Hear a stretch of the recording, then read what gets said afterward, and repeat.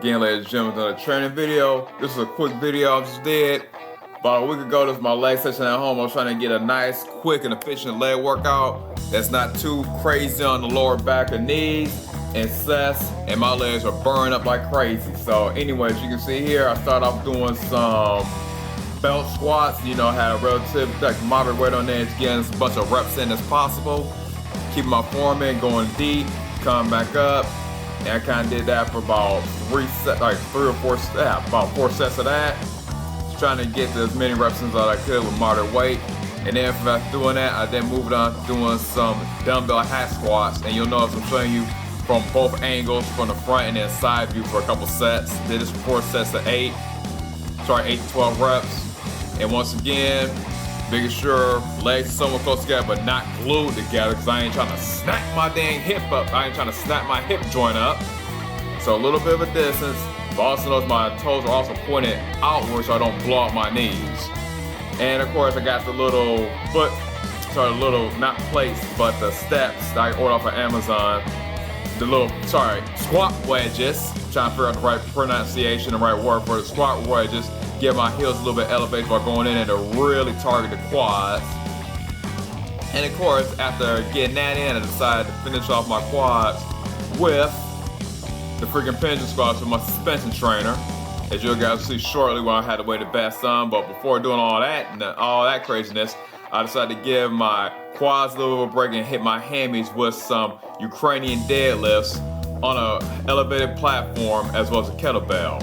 So after doing all that, then I moved on to the pendulum squats. And the reason I'm using the suspension trainer and weighted vests is because the machines are out there. I don't feel anything in my quads. All I felt were my lower back and my knees felt they about to snap up.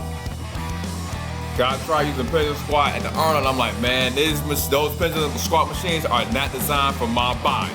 Period. Anytime you put a 45-pound plate on a machine and it's put more wear and tear, it's put more pressure in your lower back than a free weight barbell with 3 plates on each side, you know something is wrong. Because there is no way less than 90 pounds on a machine should put more wear and tear on your lower back than 315 on a freaking free weight barbell. So for me personally, I don't recommend, I would not use the pendulum squat machine. That's why you will never see me, that's why I don't use them, or I'm real picky about the machines I will see in the gym, because it is not worth the risk of injury. And the fact that my knees were about to cave in the minute I got in there, I'm like, dude, those machines was made for tall people. I'm a shorter guy, and I'm like, bro, if you're a taller guy, it probably help you, probably put less wear and tear on your knees and lower back. But if you're shorter like me, you're gonna be snapped up. That was worse, that was more wear and tear on my lower back than me hitching 565 off on a deadlift, which I did not put on YouTube for obvious reasons. But yeah, I got the weight up, but it was stupid. But yeah, I would not recommend that machine. I would not recommend it for like shorter guys. Anyway, let me stop rambling and ranting and let you guys get back to the footage.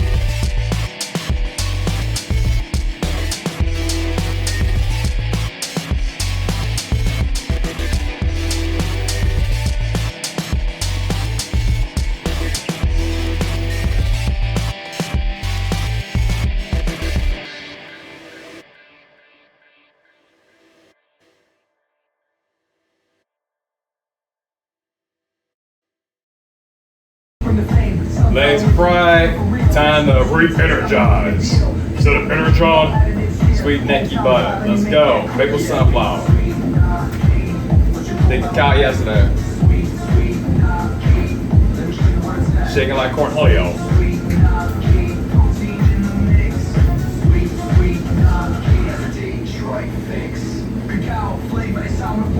Natural ingredients, no artificial amount of Caruso, Eureka, that's what we bring. Detroit spotters make it taste buds, stay on the DT. What we keep it real, kill protein power, that's the feel. No face up in what we do, just that. Perfect.